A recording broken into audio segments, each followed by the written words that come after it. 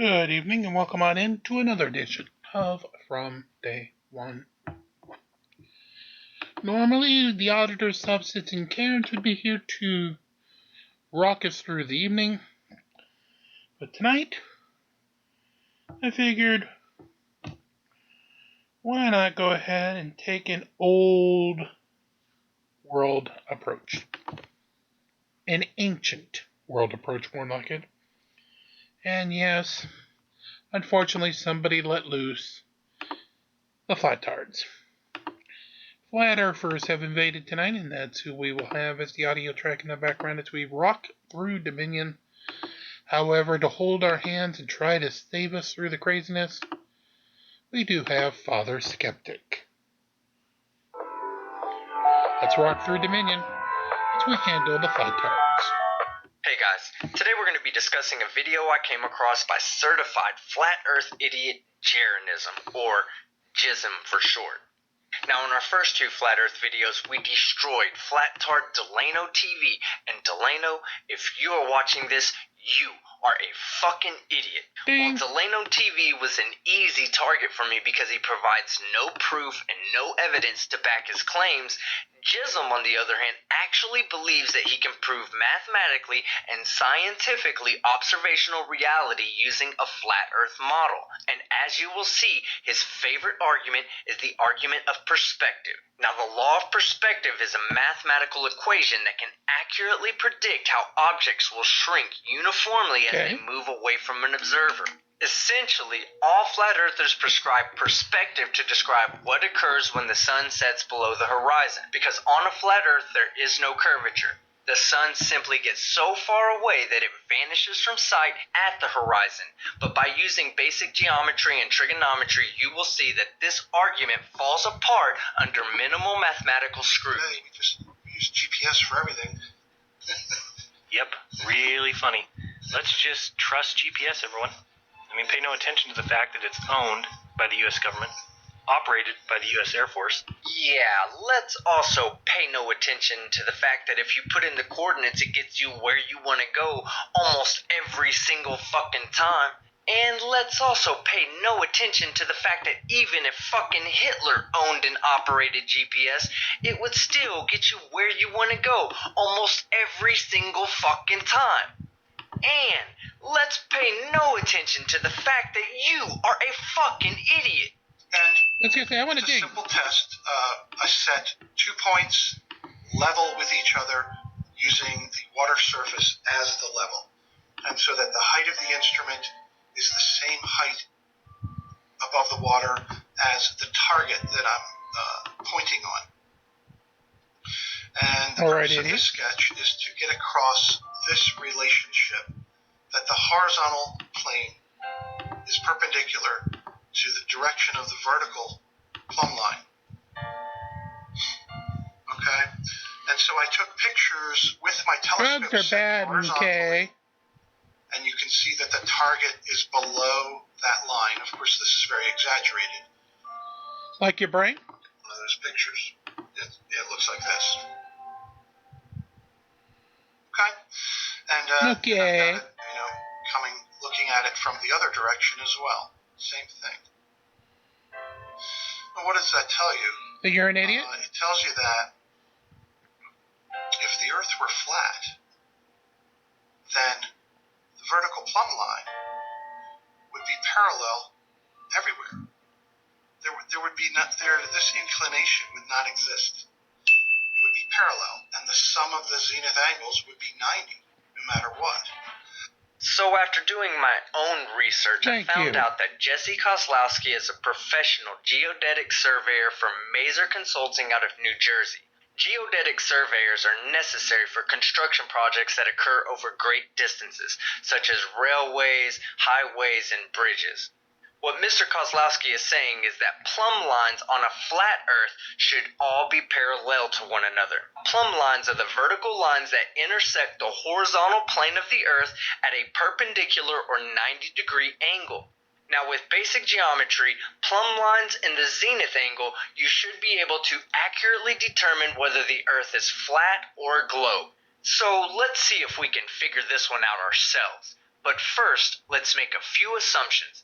Number 1, the viewing height of both observers is exactly the same. Number 2, the lines of sight of both observers intersect their relative plumb lines at perpendicular or 90-degree angles so that each observer is looking exactly straight parallel to the horizontal plane of the Earth.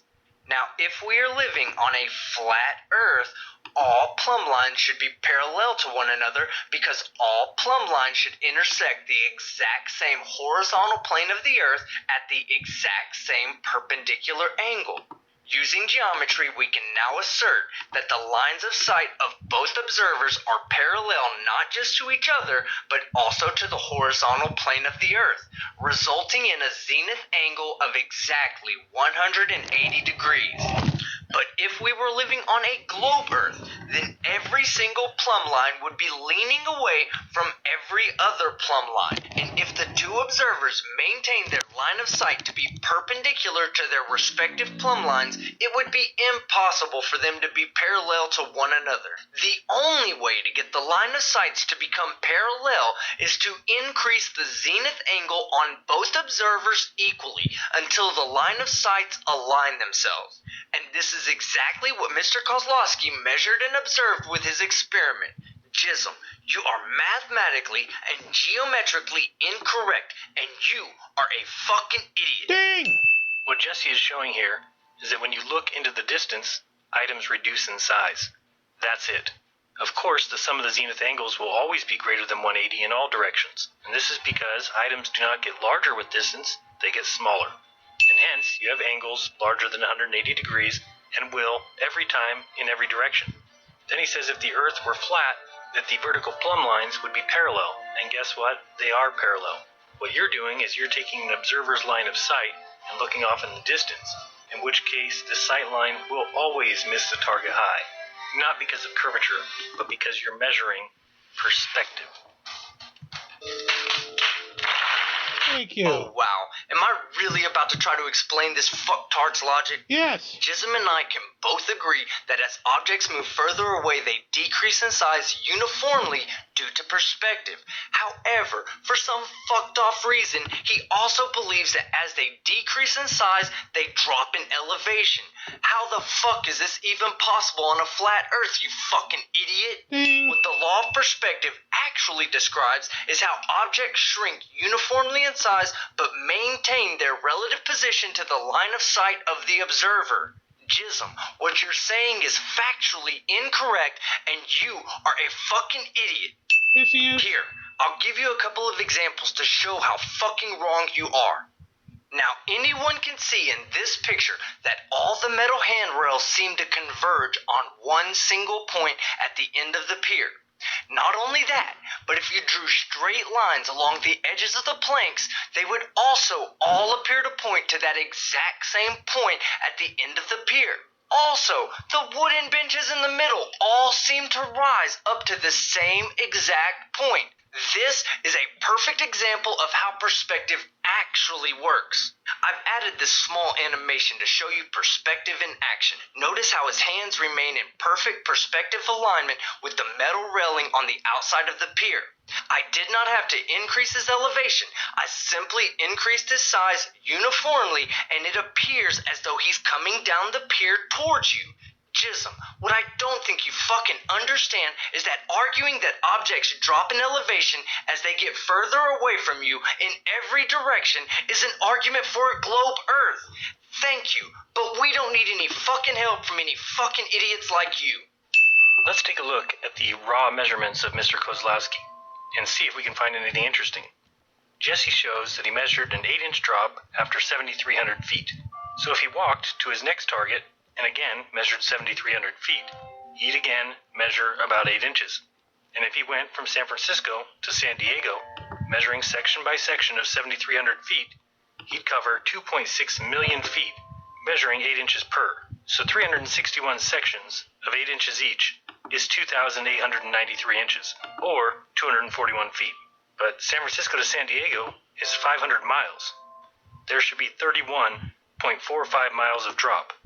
Jesse measured 241 feet. Someone should tell Jesse that we are missing 31.40 miles of curvature. And somebody should tell Jism that he doesn't know what the fuck he's talking about. You. If you weren't already completely convinced that Jism's a fucking idiot, then what he just said should push you beyond any further contemplation. Jism, you are describing observations that can only be made on a constantly declining plane. 8 inches per mile over 500 miles would result in 241 feet. While your middle school mathematics are amazing, your elementary intellect infuriates me because you are not taking into account that when the second observer looks back at the first observer is not 8 inches above him, the first observer is 8 inches below him. You have made this proclamation yourself earlier in this video. The actual equation you're looking for is 8 inches per mile squared, which is where you're going to find the missing 31 and a half miles. But I know that you know this, and yet you still choose to be intellectually dishonest. You are a fucking idiot. Ding! So here we see the crosshairs missing the target high. And Jesse thinks this is because he lives on a ball, and the target is angled away from him. But actually, the reason that we miss the target high is because things in the distance reduce in size. Nothing is leaning away from you. The so-called zenith angle is actually perspective. You're an idiot. So we know that things will always shrink. Your sight line will always be high of the target, and just because someone told you that the reason for this is because you live on a big space ball doesn't make it true. In this case, it makes it a lie.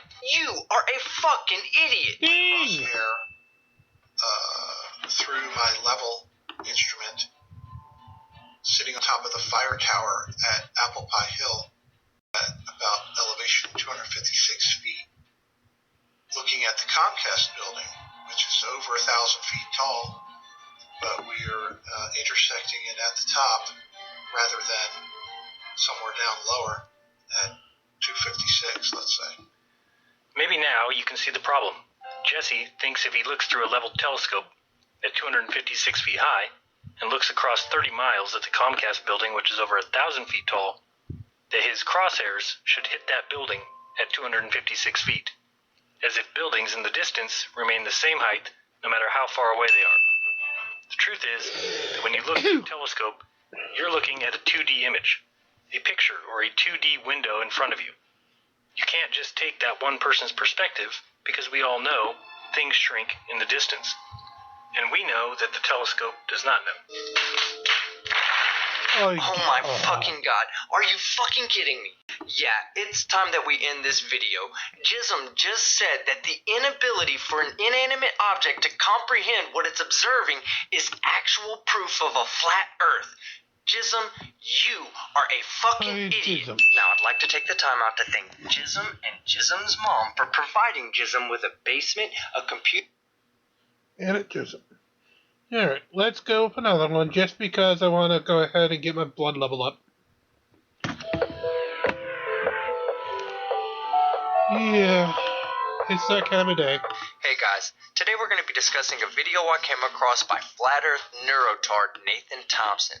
In this video, Nathan Thompson attempts to provide proof that the Earth is flat while bouncing a golf ball on a sledgehammer. I believe it's worth noting that Mr. Thompson is the founder of the official Flat Earth and Globe discussion page on Facebook. With 88,000 members and this video having 21,000 views, how is it that you only have 470 likes and about 870 dislikes? Either flat earthers have stopped believing you, or you are an idiot. Strength, intuition, to keep the ball on top of the sledgehammer. Alright, here we go. Alright, astrolabes prove flat Earth, because on a globe, everything's supposed to be spinning and orbing around in space, and we wouldn't see the same thing year after year. So I can count 3 problems with his first argument already. That he's an idiot? 1. Nathan Thompson does not understand how humongous the universe actually is. Alpha Centauri, which is the star nearest to our sun, is over 4 light years away, and each light year is almost 6 trillion miles long. That's At a lot of these miles. distances, to measure an observable difference in direction, you would not only need an advanced degree in astronomy, but you would also need powerful and precise equipment. And astronomers have been using powerful and precise equipment to make these observations for decades. 2. The size of the Earth's orbit, when compared to the size of the entire Milky Way galaxy, is minuscule, and therefore would not result in any additional apparent motion of stars throughout the sky. It should be noted that the orbit of the Earth around the Sun is directly responsible for stellar parallax, though. And 3. The year-to-year timescale at which you're comparing your observations is simply too small. You would need centuries, if not millennia, of observations to notice an observable change in motion. Nathan Thompson, you are an Compasses prove the Earth is flat because you have to hold them flat for them to work.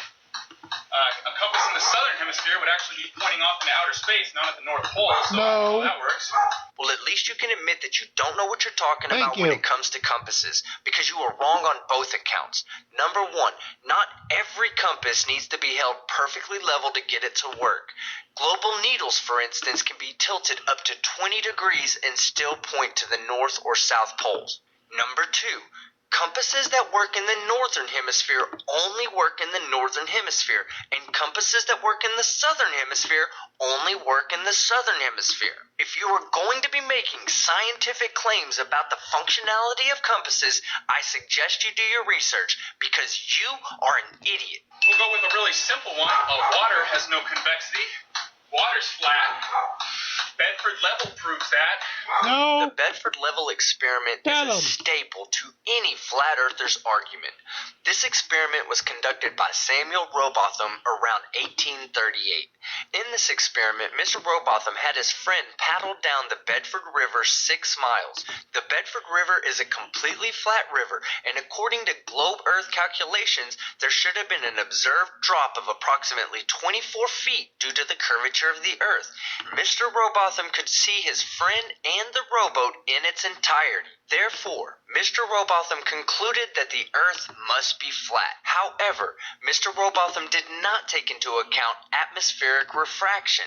When taking into account atmospheric refraction, it is not only possible on a globe Earth, but it is proof for a globe Earth. You, my friend, Are an an idiot. The laser experiments that I've been seeing prove that.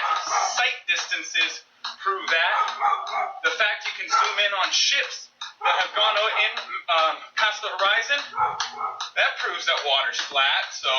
Yeah, well, maybe you can explain why you or no other flat earther ever has gone out to the beach with a telescope and observed a ship going 50 miles out to sea. This observation should be cheap and easy to make and would 100% debunk the globe Earth model. However, due to the Earth being a globe, there is a point at which an object will travel that no telescope, no matter how strong it zoom in, can pull it back into view because it has traversed the horizon.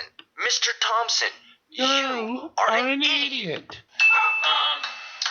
Also, crepuscular rays from the sun prove the sun is close and not 93 million miles away.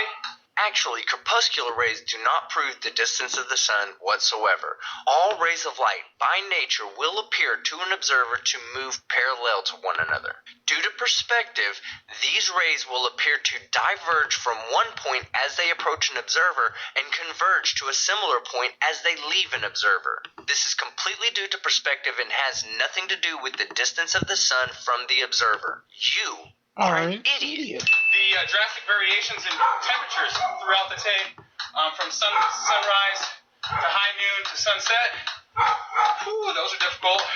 Like most flat earthers and most flat earth arguments, you're only about 10% right. While the presence of sunlight is generally responsible for the differences in daytime versus nighttime temperatures, local temperature conditions are affected more by atmospheric conditions around them. That's why if a wind current from the north blows in, it all of a sudden feels cold. So I'm not going to call you an idiot because you're not educated on weather phenomenon, but since you acted like you were, you are an idiot. Another proof the Earth is flat, we can throw it in our face with the UN logo. Boom, divide divided into 33 sections. I'm not going to spend a lot of time disproving this claim. The UN's logo is simply a two-dimensional representation of the three-dimensional globe Earth. What I will say is that if the shape of the Earth is the greatest secret and the greatest lie ever told to the human population, then why would the world's largest international organization use it for its logo? You and flat earthers are idiots. Another proof the Earth is flat is... You say you're an idiot? Alright. Star trails. Star trails have no progressive motion through space. Even the dog barking in the background knows you're an idiot. We covered this one earlier in the video. The stars are simply too far away and you don't have enough time to make comparable measurements to observe progressive motion of stars. So, what else we got? Another proof the Earth is flat is airplanes. They don't adjust for curvature. Airplanes don't have to adjust for curvature. Thank you, gravity. So the FAA trains pilots on what's called a TGF. It's a Target Generation Facility. The TGF is a flat Earth simulator they spent millions of dollars to develop. And it also states in the software that there is no accounting for gravity or the Earth's spin. I must admit, before debunking this video, I had no idea what the Target Generation Facility or TGF did I get to tell you that? was. However, after doing a little bit of research, I have found out that the TGF is in no way a flat Earth simulator. Thank you. It is actually a two-dimensional representation of objects flying through a three-dimensional space and is not used by the FAA to train pilots, but is used by the FAA to train air traffic controllers. And since it is simply a simulation, there is no need to take into account gravity or the rotation of the Earth. You are an idiot. So the Earth's stationary. That's another proof Earth's not a spinning ball, is the Earth's stationary. Every test ever performed and everything you can see with your eyes confirms that. Michelson Morley proved that we're not moving through space. Sagnac proved that, we're not moving through space. Aries failure proved we're not moving through space. That's why it's a failure. All three experiments that you have provided as proof for a flat and stationary Earth all failed due to one key aspect. That he's an idiot? The assumption that an ether was not only present, but absolutely necessary for light to travel through. And Einstein disproved this theory with his paper on special relativity. In fact, not even one of those three experiments were even designed to test if the Earth is flat or not. You are an idiot. Here's another one, a really big one. The marine horizon is always flat and rises to eye level. How about that? Catch me outside. How about that? Actually, you're factually incorrect. Most smartphones have access to theodolite apps that can accurately measure the drop in horizon with the increase in elevation on an airplane. It is because of this fact alone that most intelligent flat earthers, if there are such things, have completely abandoned the horizon rising to eye level argument. However, you are an idiot. Sight distances on land prove the Earth is flat. So, How about that? The dog left because he couldn't stomach listening to your bullshit. You know, I'm starting to envy the dog. if you stand on the other side of Lake Michigan, you can see the Chicago skyline when the entire thing should be underwater. Reflection! And by the way, the dog's back and still wanted to tell you to shut the fuck up. A portion of it, the entire thing. The only problem that I see with your argument here is that you are not taking into account atmospheric conditions that lead to atmospheric refraction and reflection. This is completely why sight distances, especially over water, are completely dependent upon the atmospheric conditions when the observations are made. What else we got? Another thing, all the NASA astronauts are Freemasons and liars.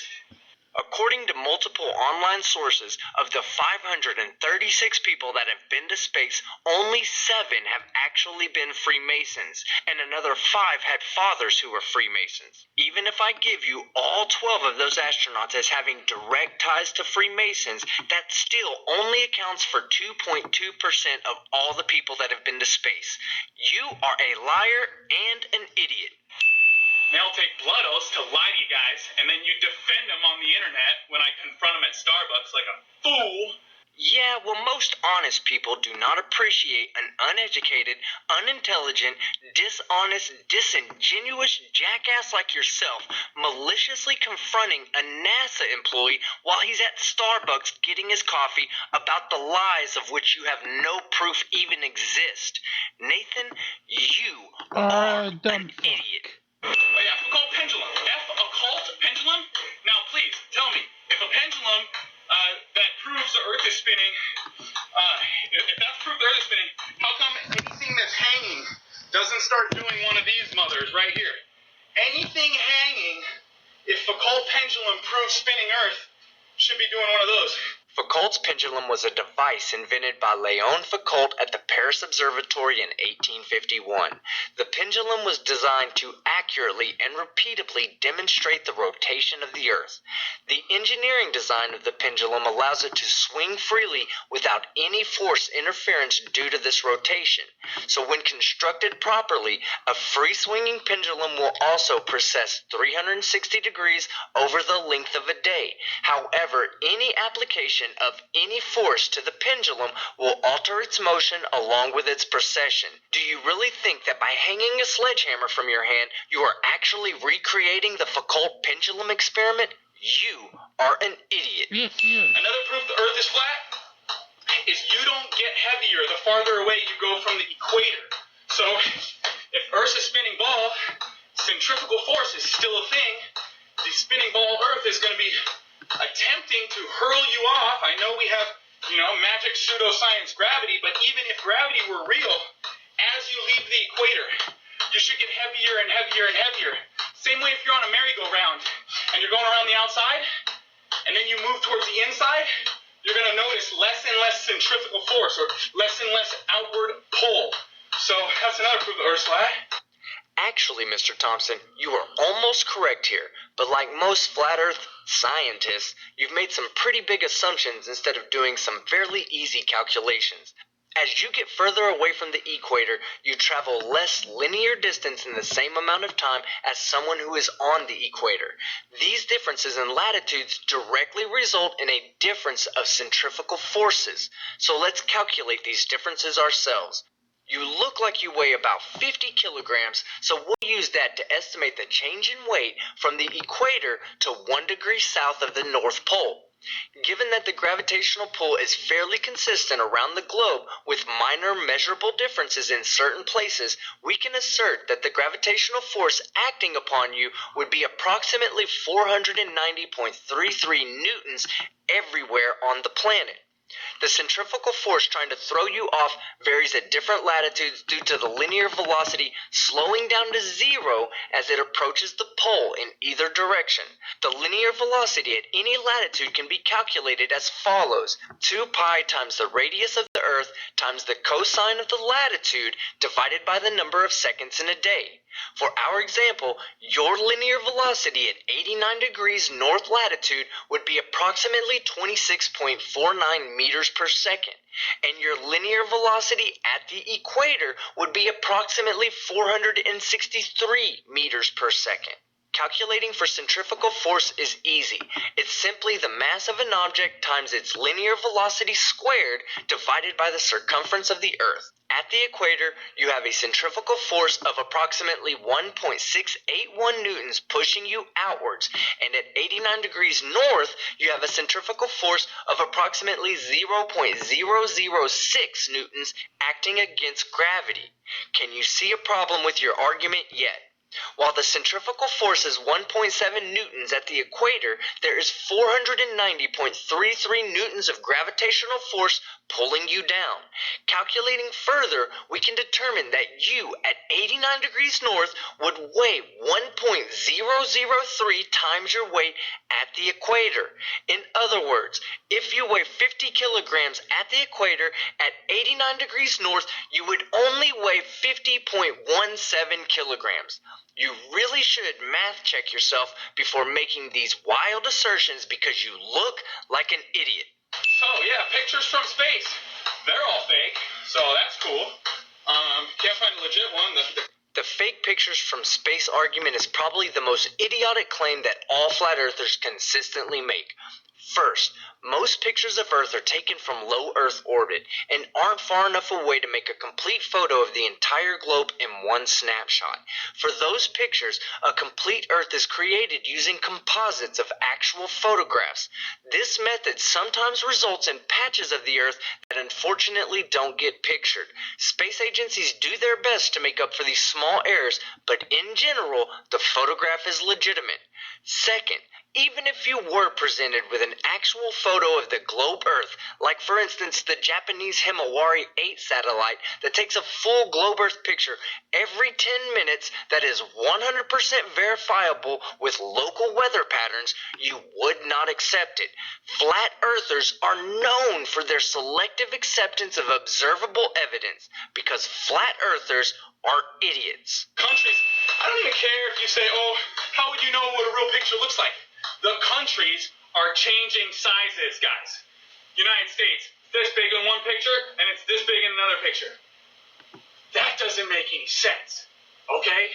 Well, obviously, when an object moves towards or away from an observer, they change in apparent size due to perspective.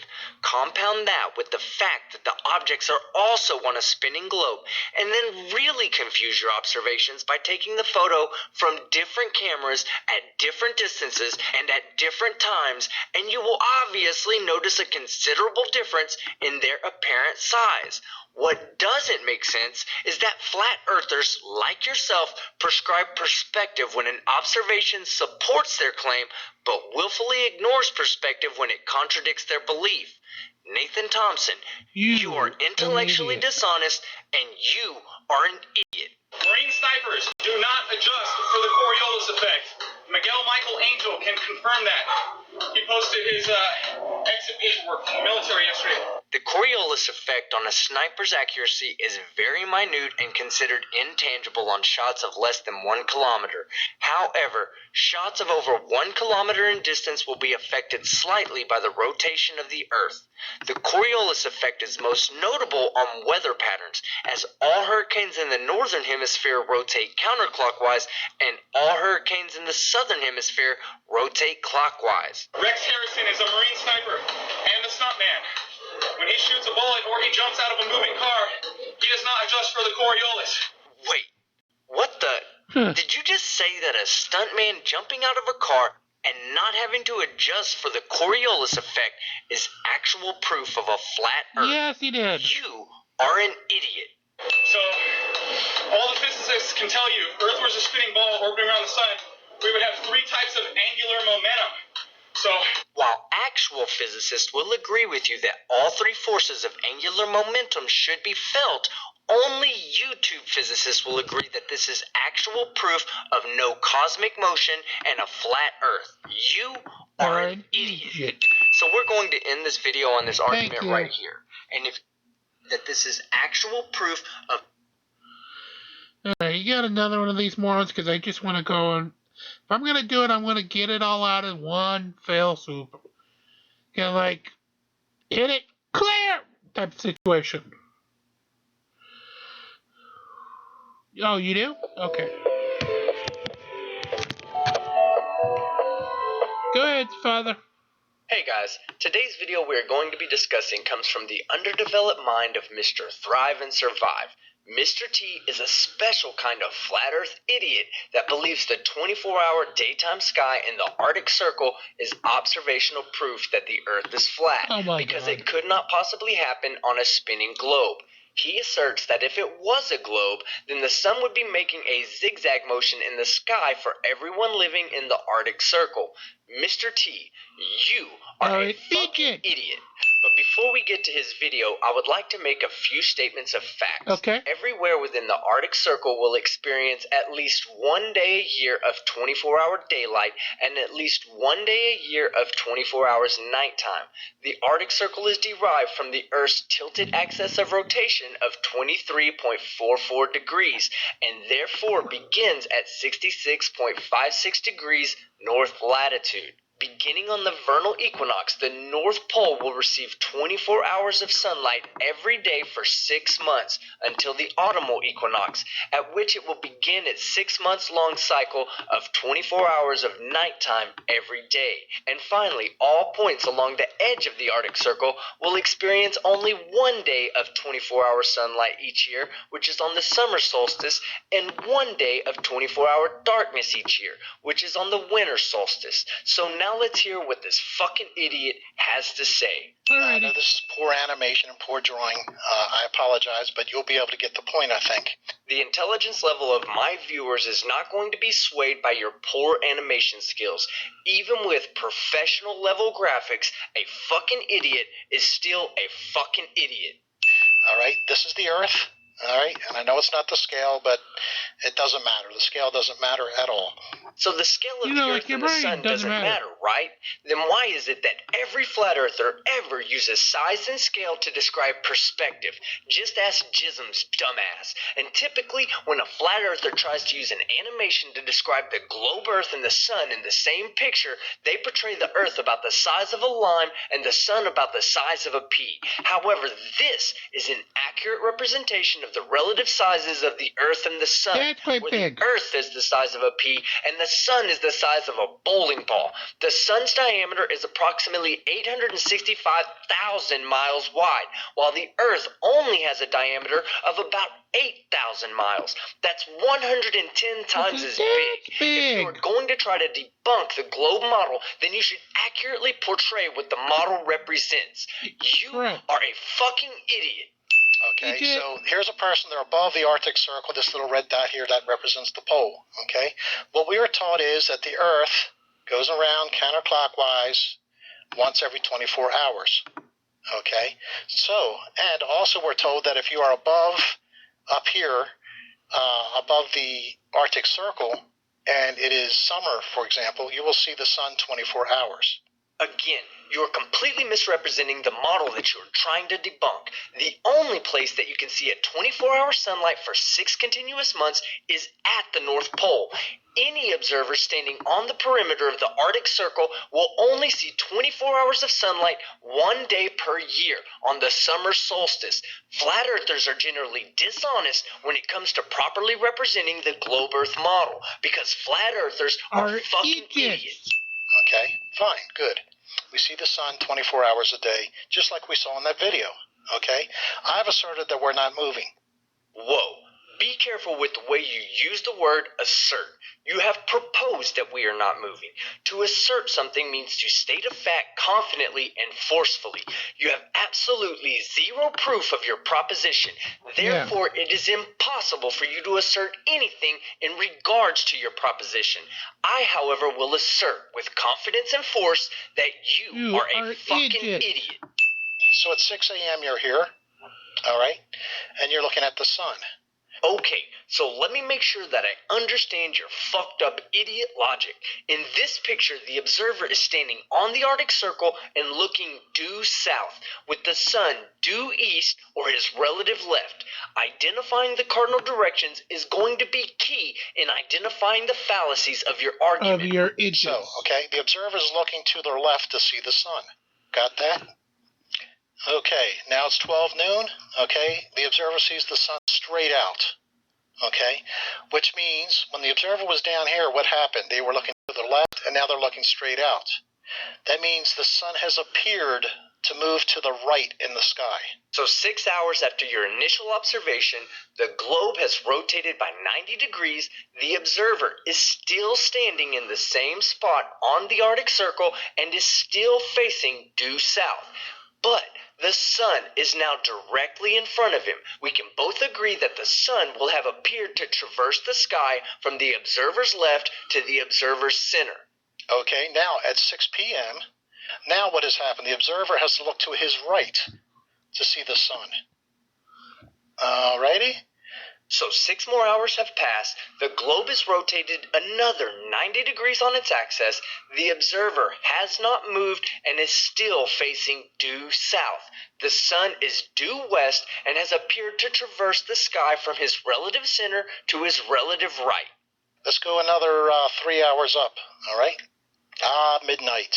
The observer has rotated all the way around to here, and remember the last time the observer saw the sun to his right, okay? And now he's looking straight out again, so the sun would appear to move what? Behind you, you fucking idiot! 6 more hours have passed, the globe has rotated another 90 degrees, and the observer has still not moved. However, for some fucked off reason, the observer is now facing due north. You are a fucking idiot! And the thing is, he fucked up when he said it because he said 3 hours, not 6. Even though his picture moved 6 hours. So I understand why you're referencing 6 hours, Skeptic. But I wanted to cover that because, well, we do it audio form here. Again, to his viewpoint. Again, to his viewpoint, which was due south for every other observation, the sun would appear to move from his right to his left behind him, you fucking idiot! All right, now let me put this in motion with the time, and you can see what I mean. Okay, let's watch it do its little thing. 6 a.m., noon, 6 p.m., midnight, back to 6 a.m. Now, isn't this what you would see above the Arctic Circle? Wrong. No. Your graphical representation of what the observer would see would only be right if the observer also rotated on his own axis at the same rate as the Earth, 15 degrees per hour, but in the opposite direction. In fact, every single video of the 24-hour Arctic sun uses these exact calculations to ensure that the camera stays fixed on the sun. You have misrepresented either the globe model or the actions of the observer in an effort to be dishonest, and you are a fucking idiot. The sun would zigzag, as the other guy says in his video, and that's exactly right. Oh my fuck. You are a fucking idiot. But at least we get to the root of the fucking problem. When it... Oops, sorry, I hit the wrong button, guys. My apologies. Let me get the idiot back. Idiots listening to other idiots saying idiotic shit and completely bypass the logical reasoning filter they were born with, it will result in more idiots like you putting out more idiotic videos like this one. Mr. T, you are a fucking idiot. Not only that, but it would appear to get, when it gets to this point right here, okay, during these hours here, it would appear to move less angular per hour than it does out here. Because out here you have a greater angular difference, okay, per degree as you change back to come back to here to where it's parallel. Mr. T, you were describing exactly what you would see on a flat Earth with a sun that orbits in a circle above you. On the globe model, the sun is 93 million miles away, and at that distance, it would appear to any observer on a globe as a fixture of light locked in the sky. In other words, it would rotate at the same rate the sky rotates, which is a constant 15 degrees per hour, no matter where you are on Earth and no matter what time it is. You are a fucking idiot. Do you see how the sun would just zigzag back and forth? No! And as you got closer to the middle things, it would slow down. All right, it would slow down, and then it would reverse its course back the other way. This is proof that the Earth does not move. The only thing that this is proof of is that you have no conceptual understanding of either model's functionality. You don't understand the angular mathematics that you are presenting as facts, and you are a fucking idiot. If you can't imagine this, if you can't get this in your head, get yourself another hobby. And you should put down your flat earth astronomy leaflet, pick up an actual astronomy science book, and start understanding the idiocy of the claims that you are actually making, because you sound like a fucking idiot. Okay, you don't sound like it. He is a fucking idiot. I think it's absolutely brilliant. It really is absolutely brilliant.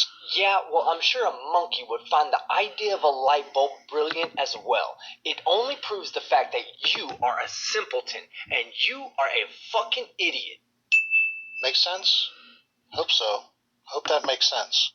Hell no, it don't make no fucking sense. Your model literally contradicts everything you claim that your observations consist of. Now, you may be able to fool flat earth idiots with your nonsensical graphic presentations, but anyone with just a little bit of common sense will see straight through your bullshit and come to the same conclusion.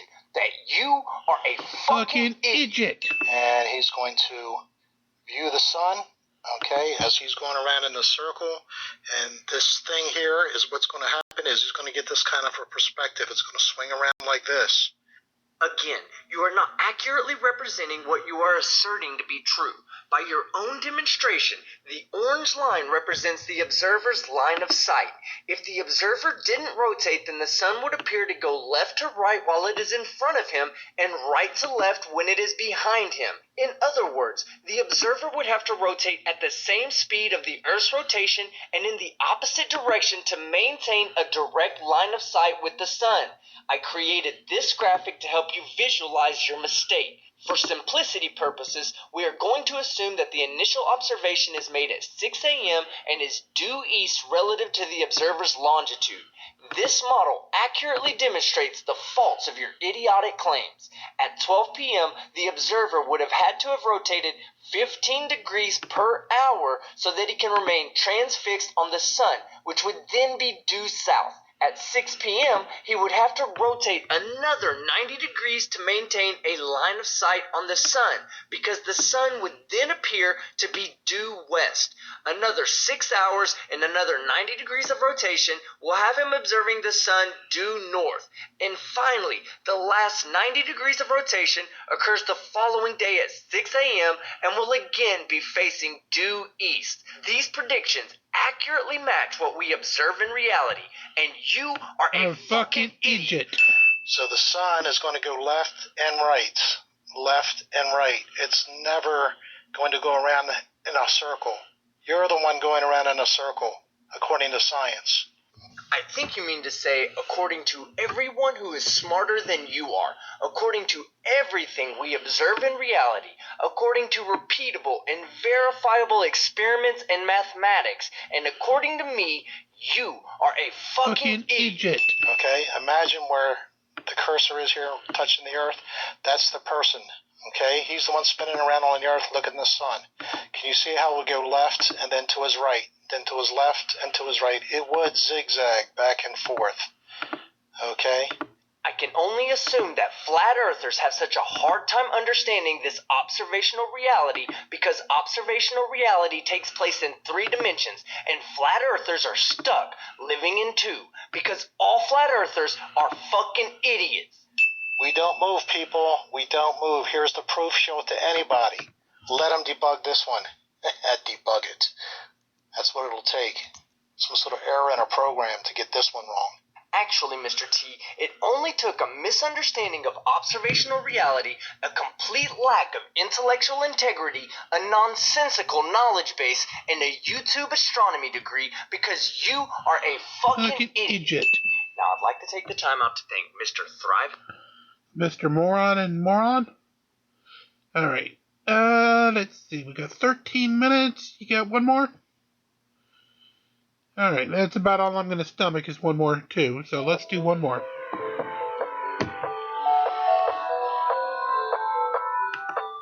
Hey guys, today we are going to be discussing the observational phenomena that occurs on each equinox twice a year, and how they completely debunk the flat earth. This will be the first of a set of videos that I will be making using simple observations to exclude any possible flat earth model. This topic is avoided like the plague by even the most hardcore of flat earth scientists because they simply have no viable explanation for this observational reality. So let's begin. Our journey to the vernal equinox begins exactly 1 second after last year's vernal equinox. While the last 3 months have been getting warmer, these next 3 months will have more daytime than nighttime. And that brings us to our first stop, the summer solstice. The summer solstice is defined as the moment in time when the North Pole is tilted closest to the sun due to the Earth's 23.44 degrees axis of rotation. On this day, every observer within the Arctic Circle will receive 24 hours of continuous sunlight, as the summer solstice marks the longest day of the year for observers in the northern hemisphere. But we are only here for the view, so let's keep going. During the next 3 months of our journey, the days are getting shorter and shorter. However, they are still longer than the nights. Temperatures are still warm, but they too are getting cooler and cooler. And that's when we arrive at our next stop, the Autumnal Equinox. The Autumnal Equinox is the moment in time when the North Pole touches the Terminator Line. In other words, the Earth's axis of rotation is directly aligned with the Terminator Line and bisects the Arctic and Antarctic circles, leaving exactly half illuminated by the sun and half in darkness. Every moment afterwards will result in a slightly larger tilt of the North Pole away from the sun. On this day, every observer on Earth will experience exactly 12 hours of darkness and exactly 12 hours of sunshine. And while this is considered the vernal equinox of the southern hemisphere, we're actually going to be discussing the vernal equinox for the northern hemisphere. So on with the journey. The next 3 months are going to start getting cold. Nights are now longer than days and are continuing to get longer. Temperatures have dropped and are continuing to plummet. Just when we thought there was no hope, we arrive at the winter solstice. The winter solstice is defined as the moment the North Pole is tilted furthest away from the sun by 23.44 degrees. On the winter solstice, every observer within the Arctic Circle will experience 24 hours of continuous nighttime and marks the shortest day of the year for everyone in the northern hemisphere. For every moment after the solstice, the North Pole begins tilting more and more towards the sun. As we approach our final destination, the length of days is getting longer and the temperatures have begun to rise.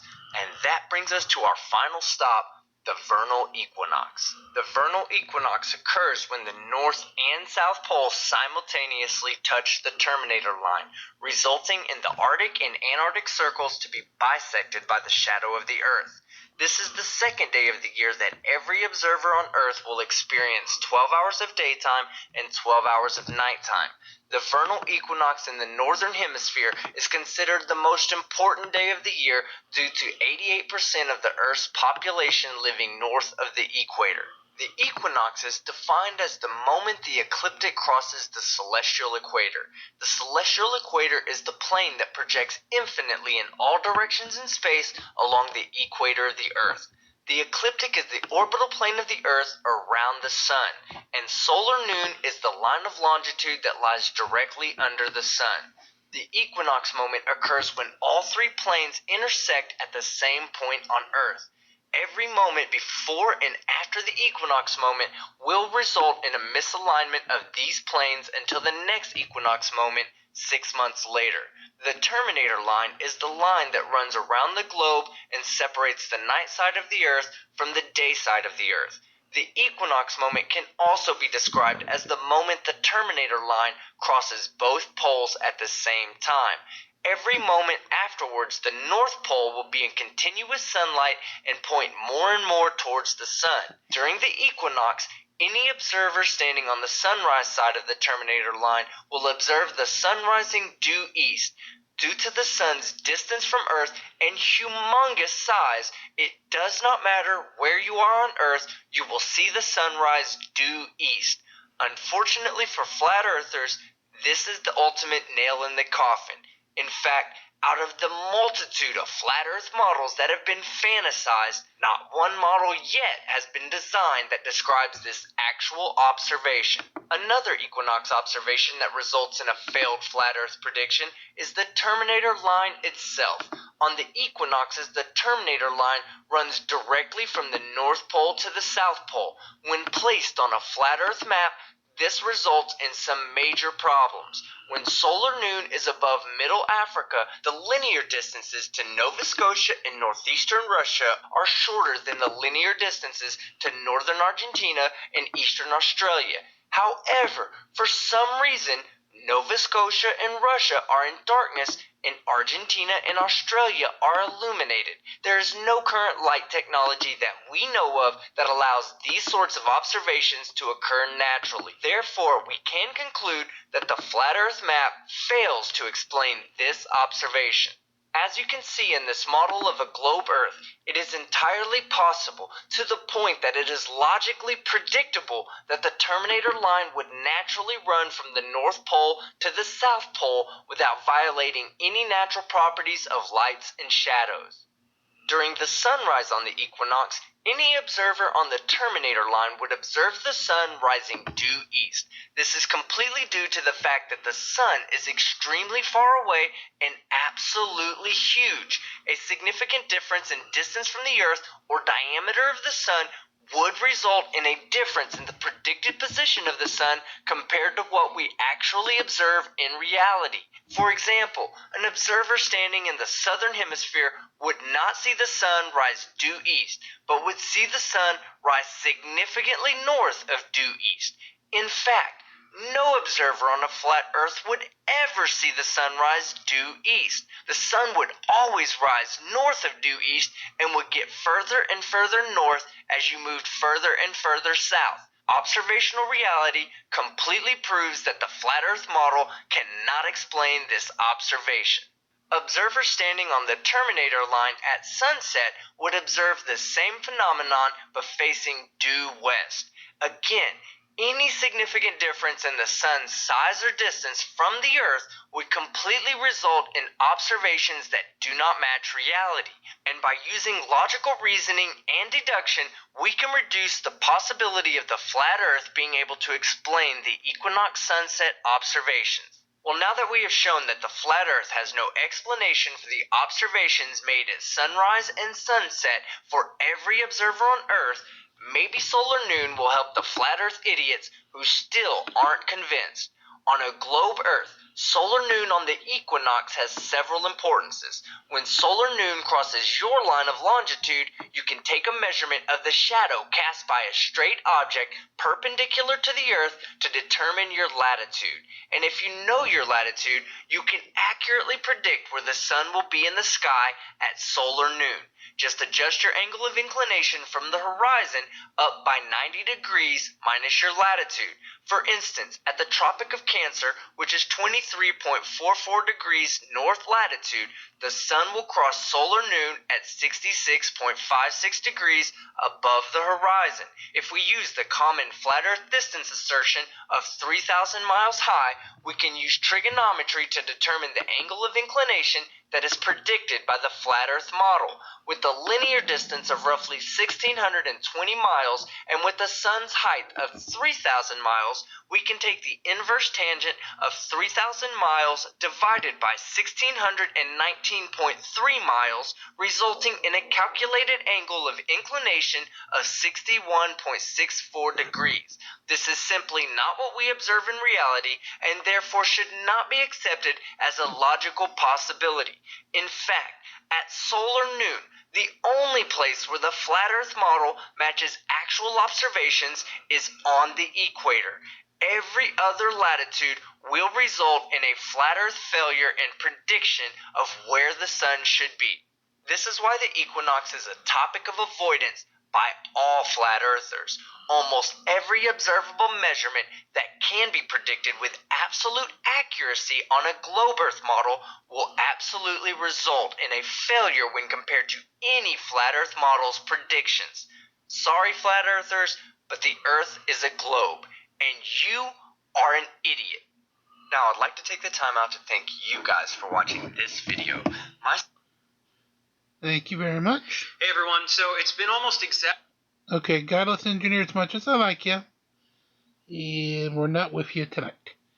Alright, so with that, we're going to go ahead and leave part B. Hey guys, and welcome to today's video. Shush. I like you, but shush. Alright, we're going to leave part B to the wolves.